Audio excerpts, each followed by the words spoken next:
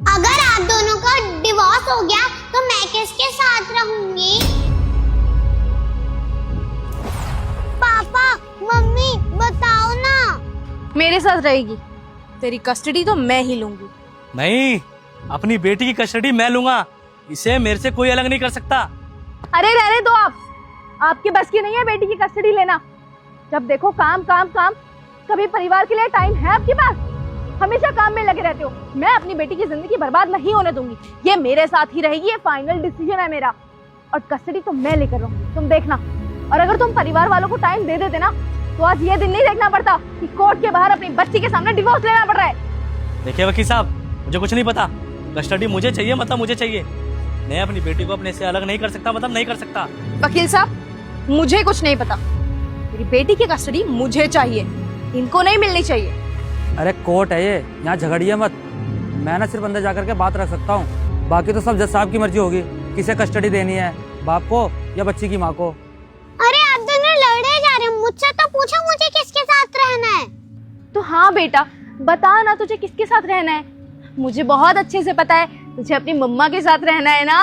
हम दोनों बहुत ही हैप्पीली रहेंगे। अगर तू पापा के पास जाएगी तो सैड हो जाएगी, अकेली हो जाएगी। नहीं नहीं, मुझे पता है कि मेरे बच्चे को मेरे साथ रहना है। आप अपने पापा की लाडली हो ना, आप मेरे से दूर नहीं रह सकते ना बेटा। बोल दो मम्मा को कि मैं पापा के साथ रहूंगी। ये फिर लड़ रहे। मैं बताऊं मुझे किसके साथ रहना है? मैं आप दोनों के साथ रहना चाहती हूँ। क्या ये पॉसिबल है? नहीं नहीं चिया, ये पॉसिबल नहीं है। तुझे हम दोनों में से किसी एक को चुनना पड़ेगा, दोनों को नहीं। और अगर तूने खुद नहीं चुना कि किसके साथ रहना है तो कोर्ट डिसाइड करेगा कि तेरी कस्टडी हम दोनों में से किसे मिलेगी।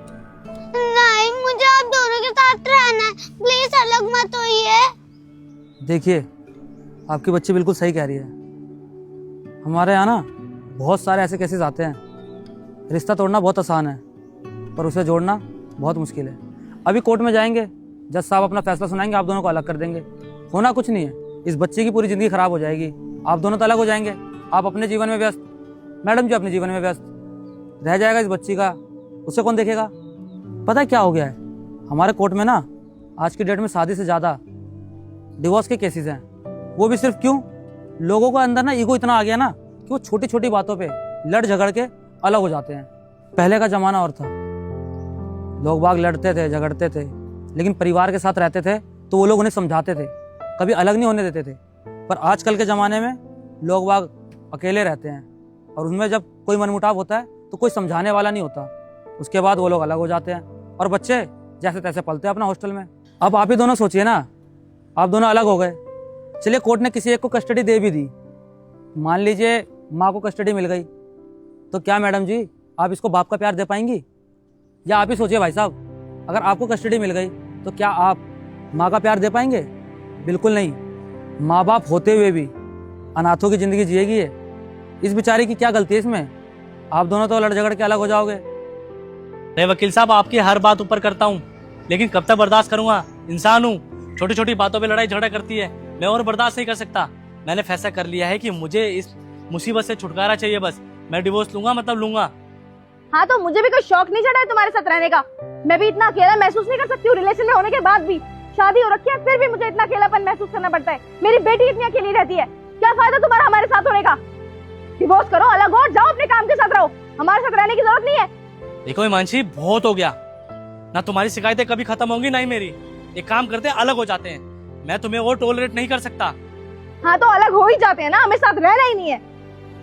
हाँ मम्मी पापा, मैं आप दोनों के बिना नहीं रह पाऊंगी। एक बार डिवोर्स होने से पहले आप एक बार और सोच लो।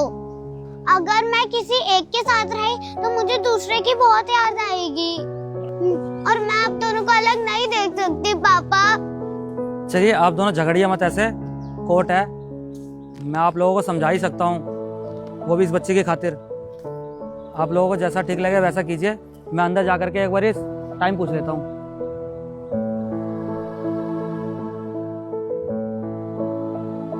मानसी सॉरी। सॉरी किस बात की? मैंने तुम्हारे साथ बहुत गलत किया यार। मैंने कभी तुम्हें समझने की कोशिश नहीं की। परिवार के लिए मेरे पास समय ही नहीं, सिर्फ काम काम काम काम। 10 साल हो गए हमारे रिश्ते को, लेकिन 9 साल मैंने अपने काम को दिया, तुम्हें क्या दिया? सिर्फ 365 दिन, इससे ज्यादा कुछ नहीं। अगर मैं अपने परिवार से ज्यादा अपने काम को वैल्यू नहीं देता ना, तो मेरा परिवार आज ऐसे कोर्ट के बाहर खड़ा नहीं होता। पर मैं अपनी गलती के लिए माफी मांगता हूँ यार, क्योंकि मैं अपनी बच्ची की जिंदगी बर्बाद नहीं कर सकता। मैं वादा करता हूँ आगे से कभी काम को इतनी वैल्यू नहीं दूंगा, तुम्हें कोई दिक्कत नहीं आने दूंगा।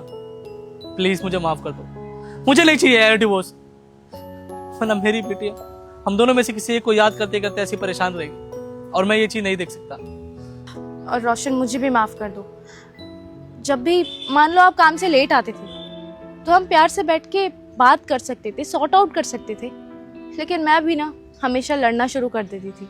कभी समझा ही नहीं हमने एक दूसरे को और अलग होने का फैसला कर लिया। I am sorry. अगर हम एक दूसरे को समझने की इतनी सी और कोशिश करते ना, तो शायद आज हमारा रिश्ता इस तरह टूटने की कगार पे नहीं होता। बट आई प्रॉमिस, मैं आगे से लड़ाई नहीं करूंगी। मम्मी पापा अब आप दोनों अलग नहीं होगे ना? नहीं, नहीं।